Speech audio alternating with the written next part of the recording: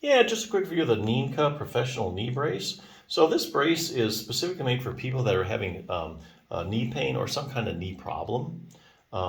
Basically, the idea here is that you put it on the brace and it'll support the joint and surrounding soft tissues. And it will restrict the motion of your knee. So that way, the knee has a chance to kind of rest, recover, and doesn't get so stressed out as you're doing things. So a few points about this particular brace. This is a definitely heavy duty brace, as you can see with the hinge there. Give you a lot of good support. Has these nice Velcro straps. The other thing I like about it is it's made of variable. It's got a lot of breathable holes in it. Okay, then now that's not to be underlooked, because I got to tell you, if you do wear the brace a lot, especially in the summer months, your knee's going to sweat. And after a while, the brace material is going to pick up sweat and it's going to start to smell. I'm thinking about cleaning and that kind of stuff.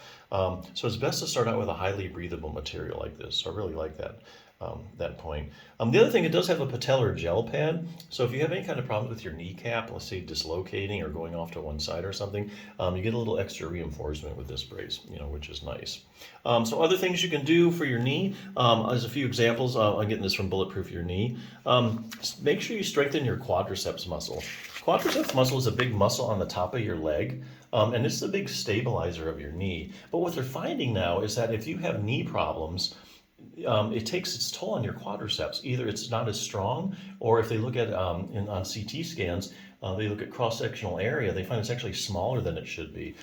So this whole chapter, in fact, it's kind of funny. It's dedicated to, if you have this problem, you probably have a problem with your quads. So for instance, knee swelling. If you have swelling in your knee, here's interesting. Even if you have little as 20 millimeters of fluid in your knee, which is just over a tablespoon, it's enough to decrease the strength of your quadriceps muscle. Knee injuries in the quadriceps, if you've had any kind of knee injury, like fractures, that kind of stuff, any surgery, you might have decreased quad strength. Ligament problems, that's a big one. Anterior cruciate ligament, also known as the ACL, if you torn it or completely ruptured it, you're going to find that when they test the strength of the quadriceps muscle, it's not what it should be. Same thing with the posterior cruciate ligament, medial collateral ligament, all that stuff. Having knee pain, that's enough to decrease the strength of your quads. Knee arthritis, now that's interesting. They find a lot of times when they strength test the quads of people that have knee arthritis, it's really weak. And likewise, when they had randomized controlled trials, if you take groups of people with knee arthritis and you just strengthen their quadriceps muscle, a lot of the pain goes away from arthritis. And also what they find is there's less progression of arthritis if you have strong quads. So that's really cool. Patellofemoral pain syndrome, the list goes on and on. It's kind of crazy. Anyway, fine-tune control over your knee. Something else you might want to consider. Sometimes you can have a problem up at the hip and it's affecting the knee, giving you knee pain. Famous examples like iliotibial band syndrome. If you have it, you know it.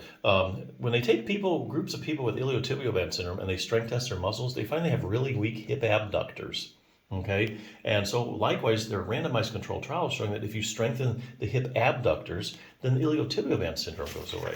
So definitely something to be addressed. Optimize flexibility. Of course, we all know you need a flexible knee. It needs to bend and straighten. But your knee just doesn't bend and straighten. It also rotates. About the last 15 degrees of extension, or you straightening your knee, it actually rotates laterally. And here's a little test to see if you have that accessory motion. So that's something you'll want to work on if you don't have it, to have a fully functional knee. Last thing, increasing knee stability. Here we're talking about proprioception. So if I turn the lights out, normally you should be able to tell me if your knee is bent or straight. That's because of your proprioception, which is your position sense. So you have receptors in the joint and the soft tissues that tell you the position of your knee. What they're finding is that people that have knee problems, it's not really what it should be, like compared to the other side or compared to normals or control people. So yeah, other stuff you can work on to improve your knee function and get rid of the pain. But yeah, if you're looking for a good heavy duty brace, I think this is a good one. So definitely check it out.